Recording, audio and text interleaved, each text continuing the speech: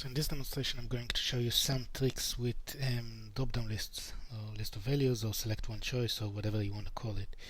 So usually the way that you would do something like that is you'll take a select one, you'll drop it on the page, and then you'd hook it up through results from some web service. For example, we have here a web service that brings you information about countries, and you can set the value and you can set the label. Okay, so those are the two properties of the list, and when you click finish you'll have a little list. So if you pop it up, it would show you a list of countries. There are some issues with this. One of the aspects here is that you can only see 15 records right now. It's something we're working on. And the other one is that right now you don't have access to other properties of fields in the list. So for example, we saw the REST service returning 3 fields, and we only see 2 of them here. Okay, so we can get to the name and we can get to the value, but what if we want to get to the third value? So I'm going to show you a little trick that I'm doing in order to resolve these issues and a few others as well.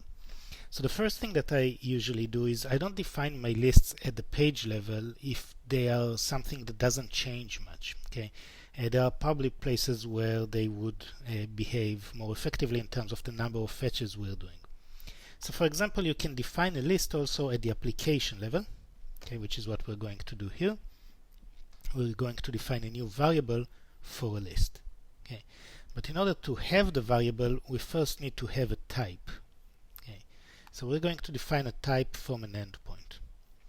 So if we go over and we define a type from this endpoint, okay, and we'll pick up this thing. Okay, this would be the country's return type. Okay, finish. And as you can see, it returns a bunch of stuff, including a message and some other things. Now for a list of value we only need an array, so we actually just need that part. So I'm going to define another type, which is the list type in my case. So we'll do another type again from endpoint, and again you can do it manually. I'm just taking some shortcuts by picking stuff from here and saying, look, I'm just interested in this list. Okay, so we'll call this the country's LOV type. Okay, now right now for some reason it still adds those entries above the actual array. So you can eliminate them if you go to the code. Okay, and this is the country's LOV type, and you can just say, look, I'm just interested in the results, which is my array. So we'll remove those, and we'll remove those 2 entries. Okay, like that. The results here with the items. Okay, so remember we have alpha2, alpha3, and name. Okay, so we might need to copy this thing for later on. Alright, so now that we have this list at or this type, we can base a list on it, so base a variable on it. So we'll create countries variable, and it would be of that type, so the results type. Okay, so now we have countries variable with those things in here. Oh, so this is all defined at the application level. Now at some point we'll also need to populate this. So for example, you can do it in an action. Okay.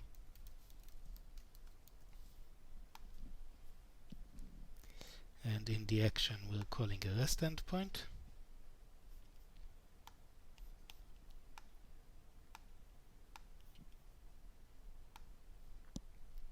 The REST endpoint returns something of the type country's return type. Okay, and then after we get all the countries, we want to put them into the variable that holds the list. So click here.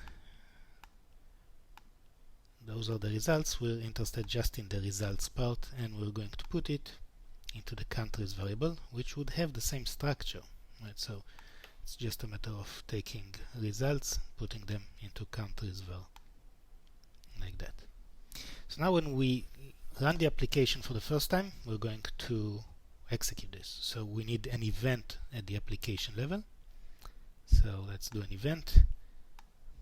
When we enter the application for the first time, we want to populate the list. Okay, so that's it. This is going to be executed once when you run the application, and you're going to have the values in the list. So now we can go back to our page, and I'm going to add another UI component. Let's use, for example, a combo box here. Okay, and the data for the combo box is going to, or the options are going to be based on what we have at the application level in the countries variable. Now, usually a list of value needs two fields. One is called label and one is value. But if you don't have those names for fields, you can go over and modify this over here in the option keys, where you can specify what would be the value. Okay, we actually want the 2-character code, and the label. The label would be the name. Okay, so those are the two things that are going to be shown here for the list. If you actually spin your application into live mode now, you have a list of all the countries. Not only do you have the list, you can also filter it. Okay, like that. Nice. So now we have the list in place, all the records, and filterable. The next thing that you might want to do is access to the third item in the list. So this is going to require a little bit of JavaScript code. So in our page, we're going to add a new page module function. So we'll call this one, for example, find 3-letter, because this is going to find a 3-letter acronym for the country. This one accepts a list, which is an array, and a value, and it's going to search the list for that value. Okay, and what we search for is, here we need the name of the field that we want to search for. So in our case, this is going to be the alpha2 code.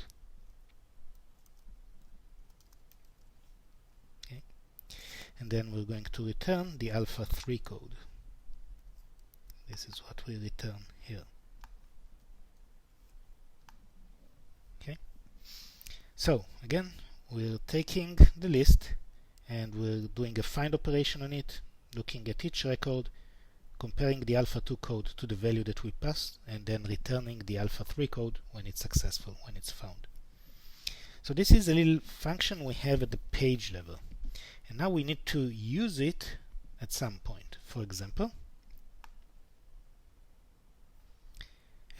go back to the design mode, pick our list over here, and look at the events. And we're going to define a new event on the list.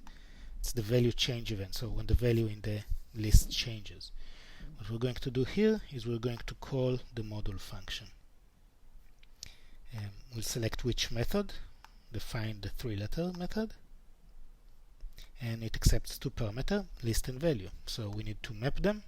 The list, of course, is again the country's variable, and the value that we're looking for is the value that we just selected in the list. So this is actually the key of the record. Now this thing returns a string, so let's indicate that this one returns a string. And then we can do something with the string. For example, we can pop up a notification. Okay. And in the message, we can show the results of calling this method. Okay. So now back into our UI. Okay, switch to live mode. Pop up the list. Look up, for example, for United and United Kingdom, and we get the 3-letter code here. Okay. And if we switch and we look for something else, we get the other code. So this is how you get to extra values inside your list, or inside the array that populates your list. And the other nice aspect here is this list is only fetched once when you load the application.